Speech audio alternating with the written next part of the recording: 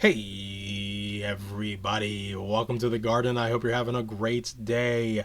Shout out to the lemon and lime lovers and everybody in between. It's time for the market recap.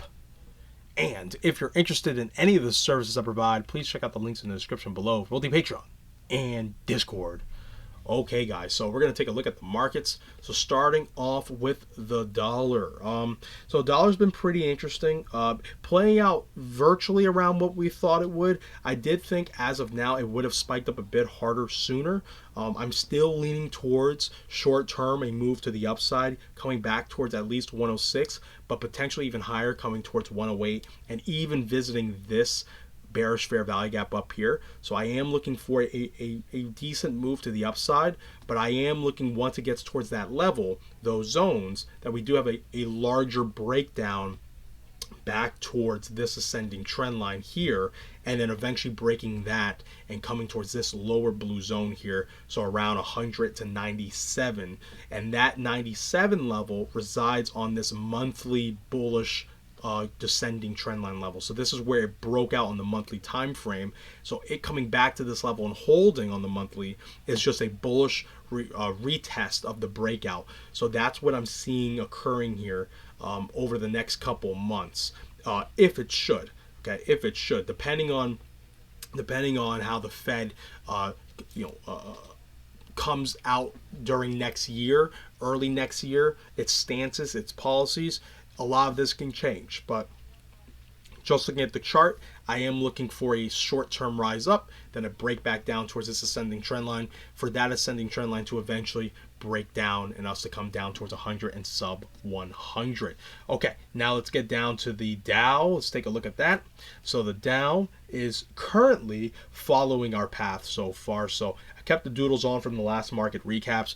As you can see, we're likely going to continue down back towards this descending trend line here to test it out, test it as support from the breakout, and then potentially start trading through it, getting into these lower fair value gaps, these bullish fair value gap zones, to potentially make that higher low from this low structure here.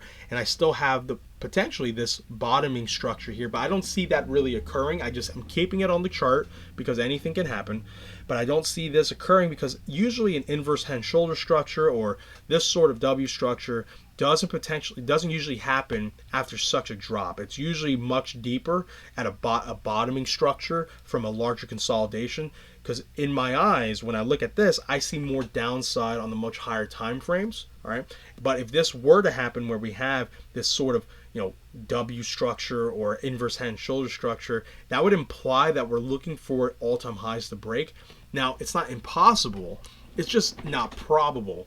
But a lot of this will change, at least for me, if the Fed were to come out extremely dovish next year. But I don't see that happening, at least until later in the year. Potentially maybe like late spring, summertime, if things get really bad, or potentially just the beginning of 2024. But we'll have to wait and see. Short term, I think it's clear we're likely going to see price come back down towards 32,000 and then potentially trade a little under there, testing out 31.7, 31.5, and then we'll see what price action tells us then. All right, next is the S&P. So S&P is also following our doodle so far. Now, if I'm correct and we're going to see short term a higher low in the Dow, we'll likely see that in the S&P as well, looking to take out these lows, take out the liquidity there, and in that environment we'll likely make a higher low from this low here and then continue higher to retest 4,000.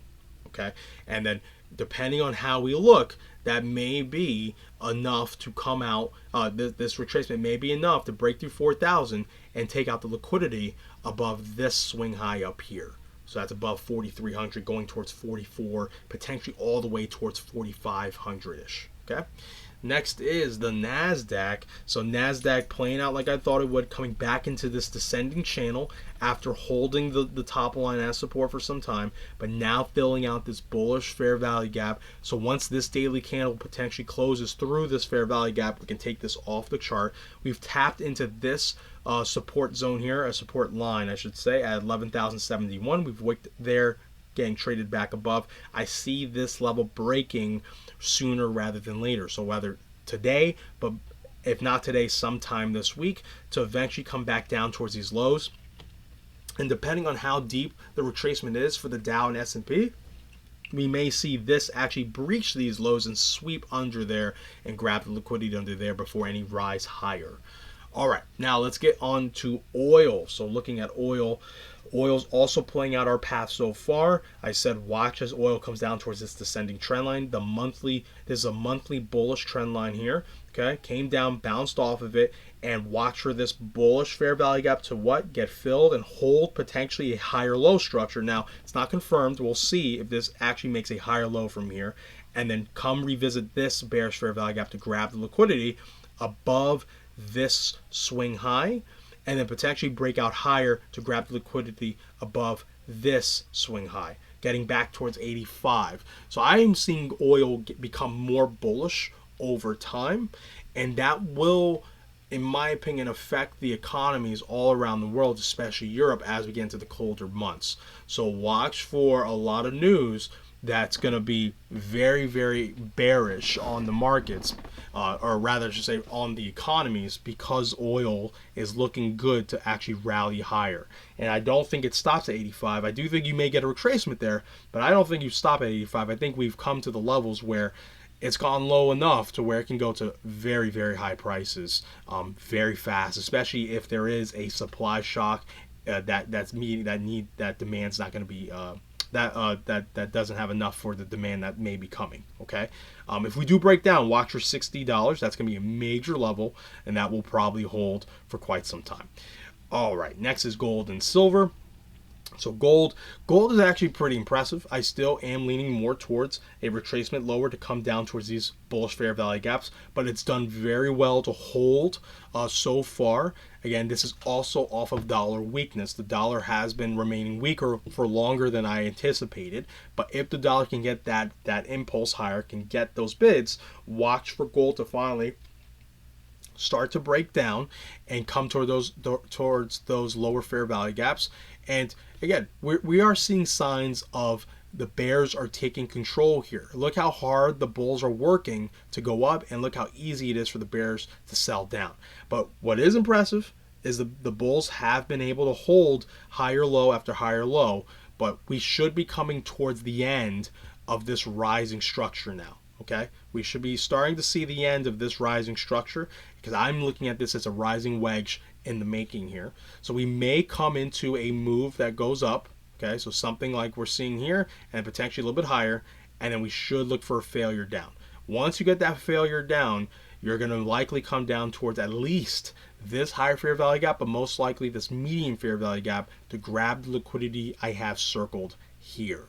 Okay, all right, next is silver.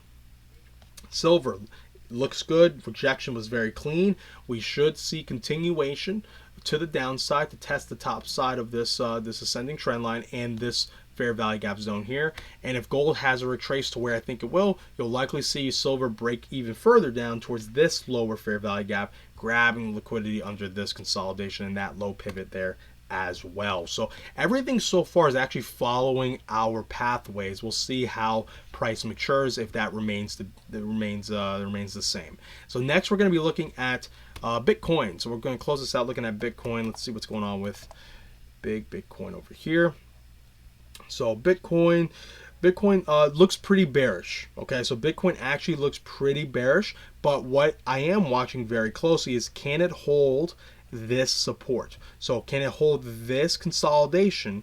If it can, then we're actually looking at a larger bottoming structure forming here short term. And what does this look like? This looks like to me this. So this all looks like it's being repeated here. Now let me show you what I'm seeing. So what I'm seeing here is this move right here. So this, I didn't draw that great, my apologies. So this move here, okay, is being repeated, or has been repeated here. My apologies. Again, I'm not good at doodling, but I like to do it. So sue me. So I'm seeing this rising sort of price action has already broken down. I do think that this is broken down already, and we're in the process of doing this cupping structure. So this rounding sort of structure like this. That's what I'm looking to see happen. I'm looking for this rounding structure to start forming. So we're doing a smaller version of this larger structure, in my opinion.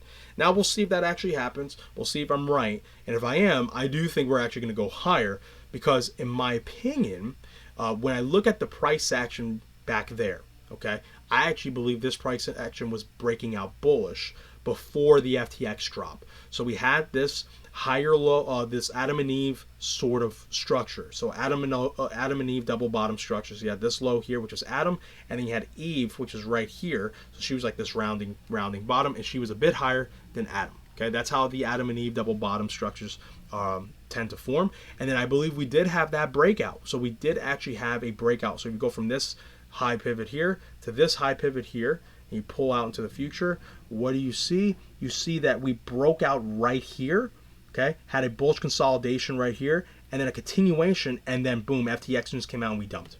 All right, so I do think that if the FTX news didn't come out, we would have actually had a continuation higher, and we probably would have reached 20+ thousand. So 22, maybe even 23 and 24, but we would have reached 20+ thousand, in my opinion, because we had already started trading past 21, going towards 21.5. I do think we would have taken out the liquidity above this level, getting towards 25. But we didn't get that. We broke down. And then, as you can see, we broke back above this trend line. And now this looks very similar, structure-wise, to how this was back here. Okay? So watch for us to have a rounding sort of price action here if we're really getting that repeat. If I'm wrong, then watch for this point to be the invalidation. So if we take out this low wick, so the low here is 16,000. So if we take out 16,000, then we know it's very unlikely we're doing this, and we're more likely doing something like this. Taking out these lows, going to likely burst up just a bit and then fail hard, going down towards 15, 14, and potentially even all the way down towards 12.